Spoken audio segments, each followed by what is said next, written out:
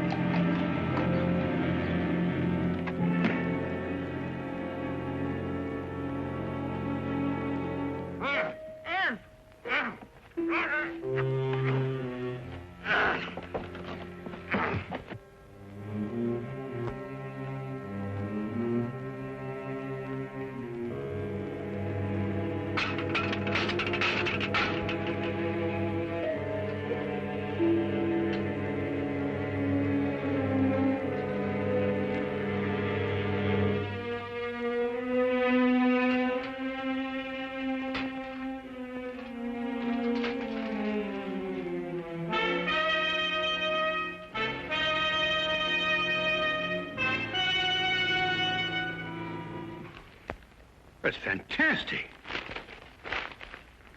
Absolutely fantastic. Huh?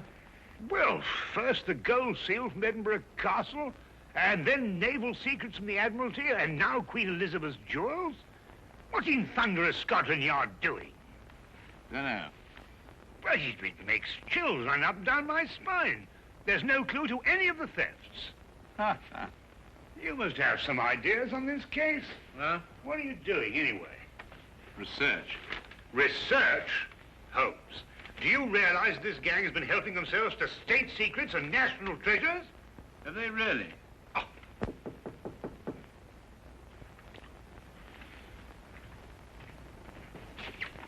Oh, hello, Inspector. Come on in. Good morning, Dr. Watson. Is Holmes in? Yes, he is, but our communications seem to be faulty. Oh. There you are, Holmes. Oh, good morning, Lestrade. You're up early. Well, you'd be up early, too, if every government official in London were breathing down the back of your neck. Yes, I must say that would make sleep rather difficult, wouldn't it? Holmes, I'll come straight to the point. I need your help. Indeed? It's these extraordinary thefts. Government stuff, you know. This man and his gang have evaded every trap we've set for them, and the commissioner's demanding results. I gather that your position is somewhat precarious and you wish to secure it, eh? Well, all right, Holmes. You can put it that way if you wish. Well, Lestrade, you know, there's only one thing for you to do. To regain the confidence of your superiors, you must go out and capture this criminal yourself. Well, goodbye, Mr. Holmes. Fine, Lestrade. Good luck. Lestrade, if I can be of any assistance, please don't hesitate to ask me. Thank you very much, Dr. Watson. Good day. Good day.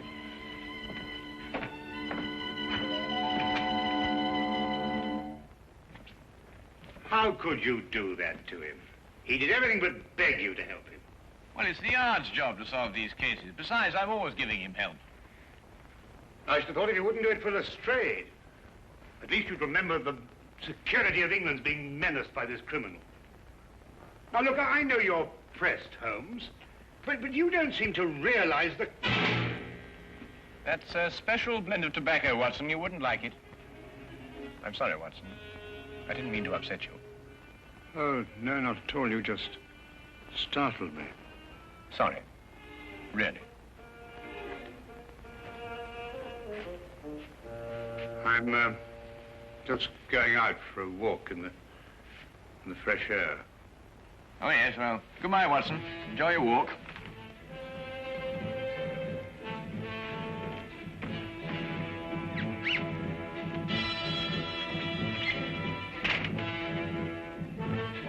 Certainly Holmes's erratic behavior was enough to set my nerves on edge. But now suddenly I was far more than upset, for I had seen something in that humidor. At least, I thought I'd seen something. Perhaps it was my imagination, my nerves. But I could have sworn that mixed with the tobacco in the humidor was a diamond necklace.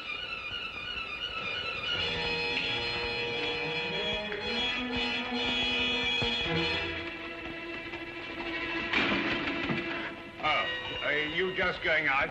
Yeah, you just going in? No, I'm just strolling about. Oh, that's nice. Well, I have an appointment. Oh, I say, would you like me to stroll along with you? Well, as a matter of fact, it's a private matter. I think I'd better go on my own. Oh, right. Well, will I see you for lunch? But, most likely, yes.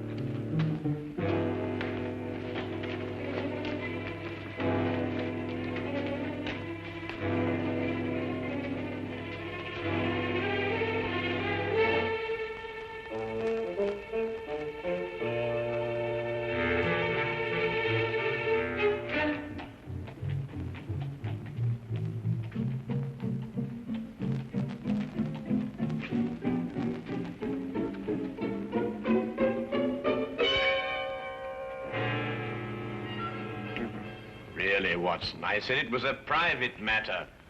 No, Look, I don't want you to think that I... Holmes, you must... No. Well, shall I be seeing you at lunch? I believe we've already discussed that. Yes, we already...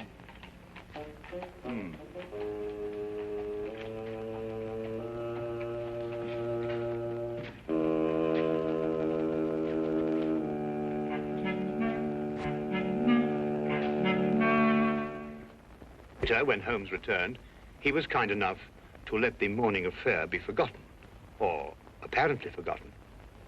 Thank you, Watson. And I hope you won't mind if I take my cup over to the desk. I have a few things to look over. No, of course, my dear chap, do, please. His only reference to it was his remark about another private appointment that afternoon. I felt he gave a bit of undue emphasis on the word private. As for me, as terrible as the morning experience had been, it actually stressed the importance of continuing my investigation. One other thing was also made quite clear. I realized that if one were to match wits with Sherlock Holmes, one could not employ ordinary methods.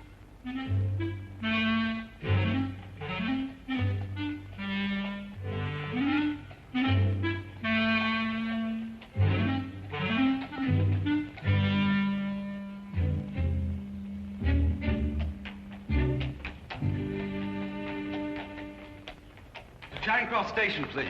I'm sorry, sir, this cab's engaged. That's all right. I'll double your fee. I'm sorry, sir, this cab is not available. But Melinda and I, we're eloping. We don't have time to, I'm very sorry, young man. I'll triple your fee.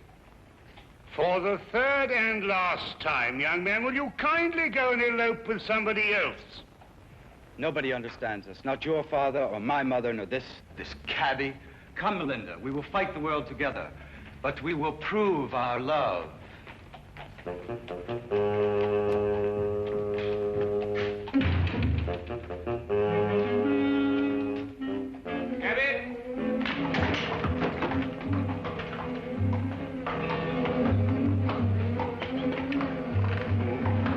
Number 860. What in heaven's name are you doing up here? This, sir, is where the cabbie usually sits. No. Really, Watson? I'm sorry, sir. I think you've made a mistake, sir. My name isn't... It's Sedgley, sir. Oh. Well, Sedgley, may I give you a word of advice? The corners of your beard are in dire need of repair. Most extraordinary behavior. Ah, here comes the legitimate carriage. Cabby! Cabby! Well, good day, Sedgley.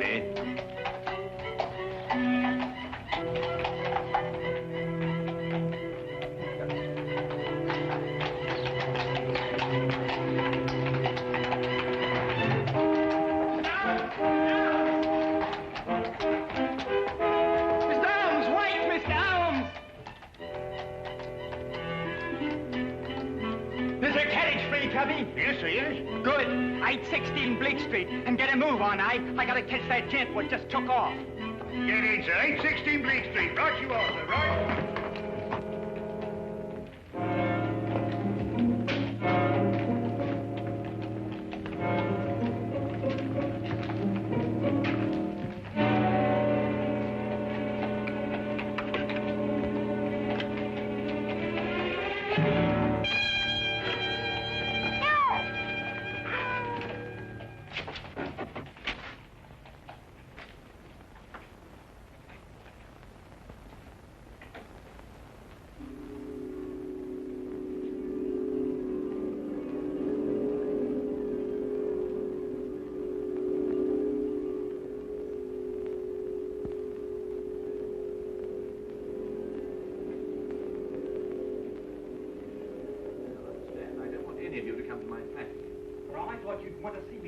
Before our meeting, Mr. Holmes.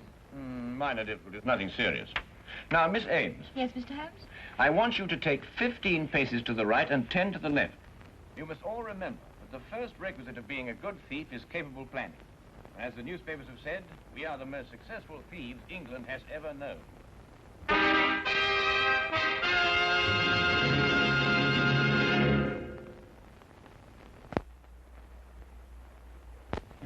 And now, we return to the case of the neurotic detective.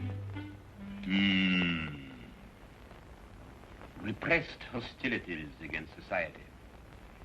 I don't think Holmes will allow any probing. Not willingly, anyway. If only you could meet him ostensibly on a non-professional basis. If I could say you were a friend of mine. Excellent suggestion. Now, why don't you come to dinner? I could say we were friends from my student days. What are you having for dinner? Oh, well, never mind. Yes, I should be delighted. Right then, fine. I'll expect you at 7 o'clock at my flat, which is 221B Baker Street. I shall be prompt. I hope something can be done. Mr. Holmes's problem is really a very simple one.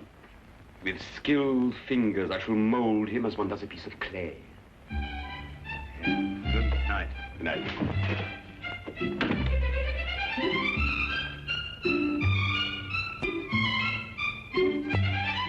Ah, yes, the inner workings of the mind, Professor. Fascinating.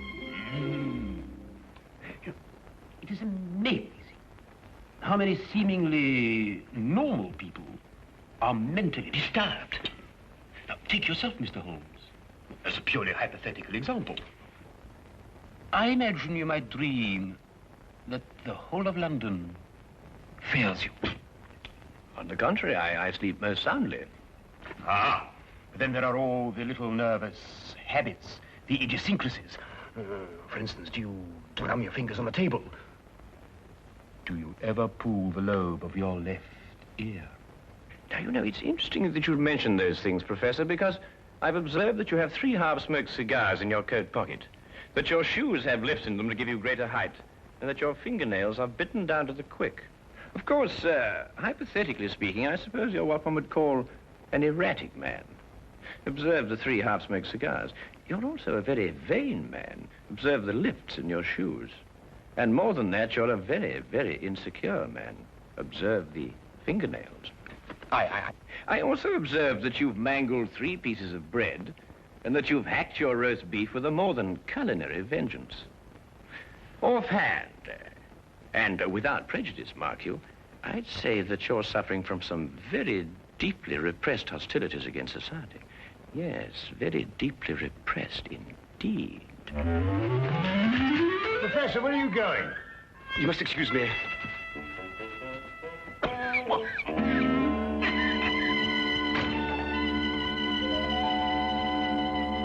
Extraordinary friends you have, Watson. Yes, indeed.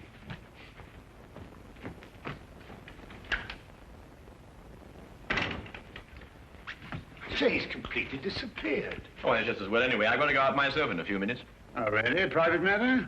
Oh, didn't I tell you, Watson? I've been invited to a reception in honor of the new Turkish ambassador. At the embassy? No, as a matter of fact, my dear fellow, it's at the house of our Minister for Foreign Affairs. Oh.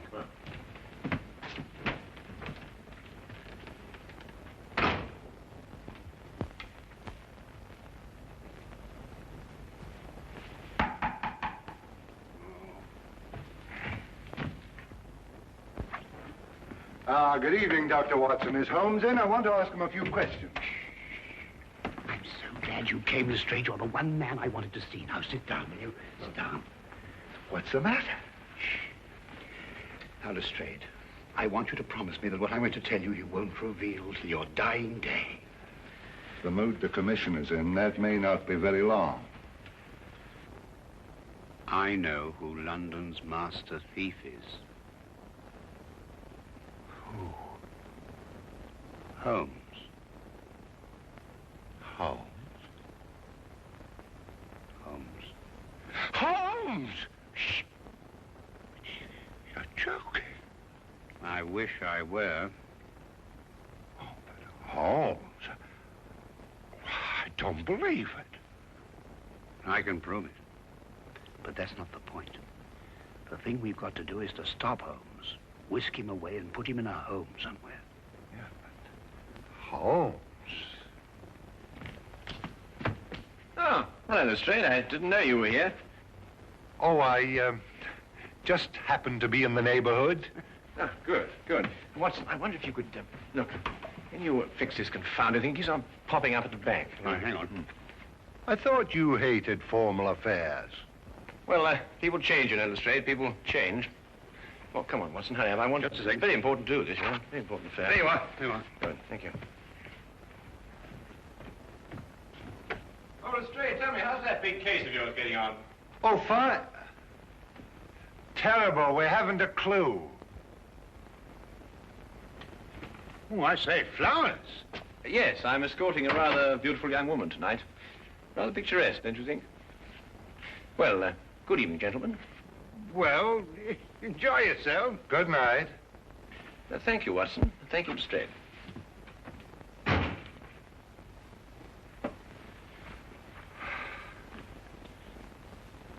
We knew what he was going to do.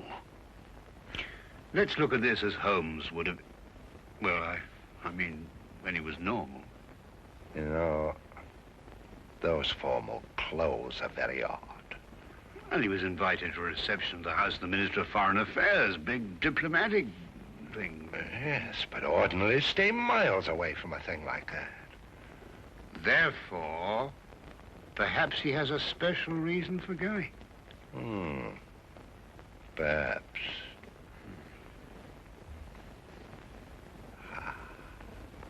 Yeah?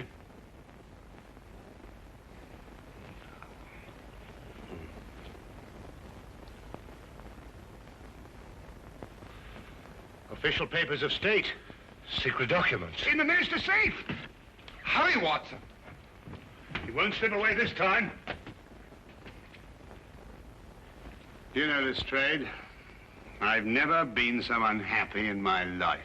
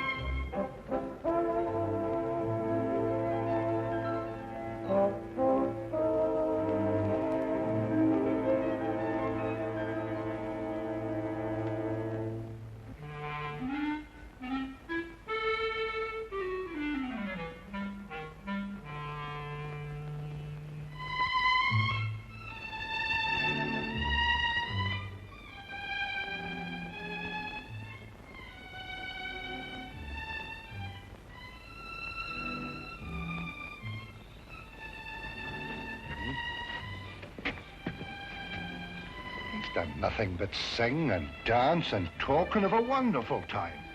My feet are killing me. Where does the minister keep his safe? In his study. Well, we better get over there right away and be prepared for anything. I think the danger will increase now that the party's nearly over. You're right, Watson. Let's go.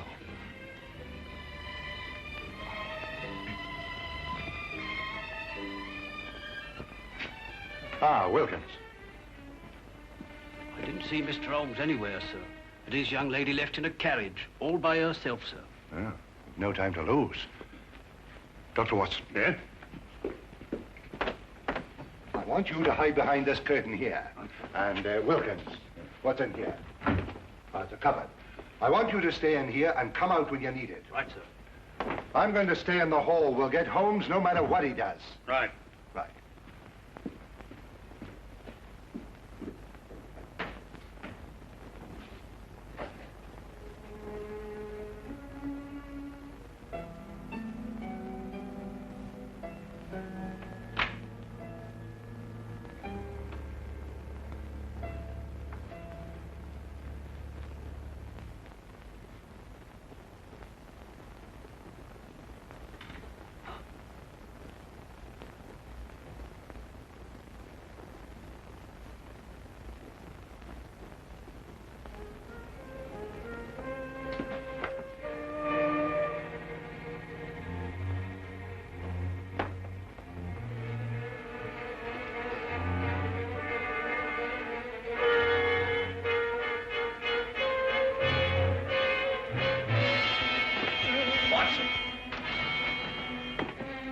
Found this chap sneaking around outside, Mr. Holmes. Good work, Toby. Now, look, Holmes, you don't know what you're doing. You're not well. You'll never get away with this, Holmes. I already have. Oh, Toby, would you be good enough to ask the commissioner to come in here, please? The commissioner? Of Scotland Yard? Well, naturally. Now, look, Holmes, I'll take you away to France or Switzerland and Spain. I mean, you'll have a nice long rest.